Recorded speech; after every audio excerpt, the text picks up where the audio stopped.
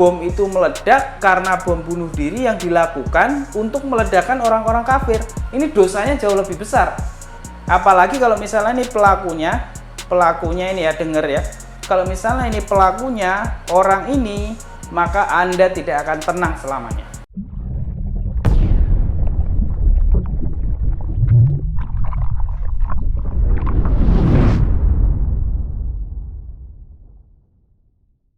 Assalamualaikum warahmatullahi wabarakatuh.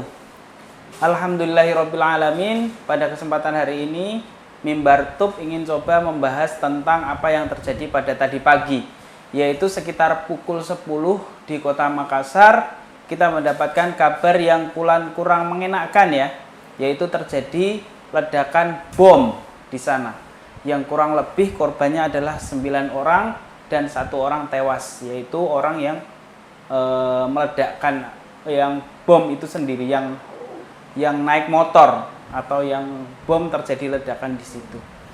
Nah, yang pertama-tama teman-teman sekalian harus kita pahami bahwa bom bunuh diri itu jangan dikait-kaitkan dengan Islam. Jangan dikait-kaitkan dengan bahwa teroris itu adalah Islam. Karena Islam sendiri itu melarang bom bunuh diri. Misalnya kita coba bahas surat An-Nisa ayat 29. Gitu, penggalan ayat terakhirnya itu wala taqtuluna anfusakum innallaha bikum rahimah. Janganlah kalian itu membunuh diri kalian sendiri, sesungguhnya Allah itu Maha Rahim, penyayang. Nah, ini menegaskan bahwa ketika kita membunuh diri kita sendiri atau melakukan bom bunuh diri itu dilarang oleh Allah Subhanahu wa taala. Dan dalam pandangan kami itu hukumnya haram. Jadi ketika seorang muslim itu meledakkan dirinya itu hukumnya haram. Nah, maka tidak bisa dikaitkan antara bom bunuh diri dengan teroris. Apalagi biasanya yang terjadi adalah media-media kemudian setelah terjadi bom bunuh diri nanti akan mengundang para pakar-pakar, mengundang ustadz-ustadz, kemudian dikaitkan antara teroris dengan Islam. Nah, Islam sendiri itu tidak mengajarkan itu. Itu yang pertama. Terus kemudian yang kedua. Yang kedua adalah terjadinya ledakan tersebut. Nah, maka yang kedua ini yang harus kita pahami adalah bahwa bom yang meledak itu tidak serta-merta kita langsung kemudian menjustifikasi bahwa itu bom bunuh diri. Karena belum tentu kemudian dia sengaja bunuh diri. Itu yang kedua. Kenapa bisa dikatakan begitu? Karena sampai dengan saat ini itu masih dalam tindakan investigasi. Tahu dari mana kalau itu bom bunuh diri? Gitu. Sementara orang yang meledakkan itu sudah meninggal. Bisa jadi ya, maksudnya itu tidak pasti, adalah bisa jadi kemudian ada seorang yang menaruh bom itu di tasnya, kemudian diledakkan jarak jauh. Bisa atau tidak? Sangat mungkin.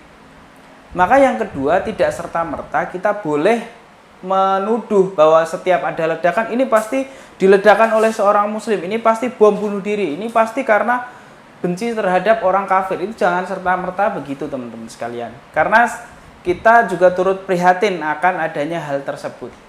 Gitu. Bahkan dalam Islam itu tidak boleh kemudian kita itu membunuh orang kafir tanpa hak. Gitu, tanpa hak itu tidak boleh. Gitu. Misalnya contoh tadi, menurut penjelasan dari kepolisian di sana sampai dengan saat ini masih ada investigasi. Jadi tidak boleh kemudian kita menjustifikasi kalau itu bom yang dilakukan oleh orang muslim kemudian untuk membunuhi orang-orang kafir yang ada di situ, yang ada di gereja itu.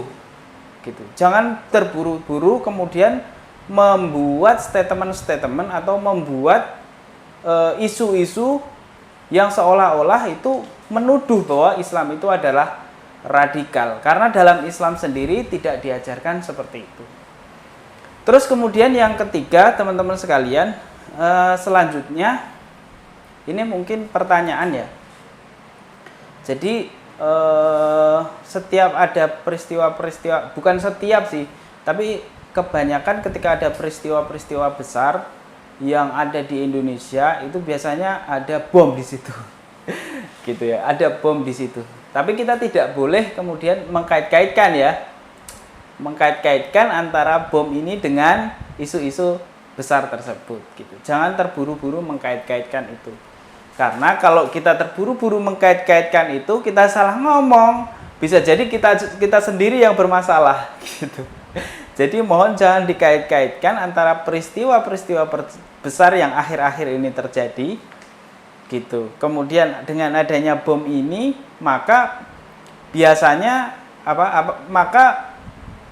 biasanya orang-orang itu mengkait-kaitkan nih antara peristiwa yang terjadi sekarang ini, akhir-akhir ini yang gede, yang setiap minggu media kemudian berlomba-lomba untuk mempublish peristiwa tersebut. Kemudian dengan adanya ini, peristiwa baru ini, kemudian biasanya langsung tuh disorot peristiwa yang baru ini, kemudian peristiwa yang lama tadi hilang dengan sendirinya dari pandangan masyarakat.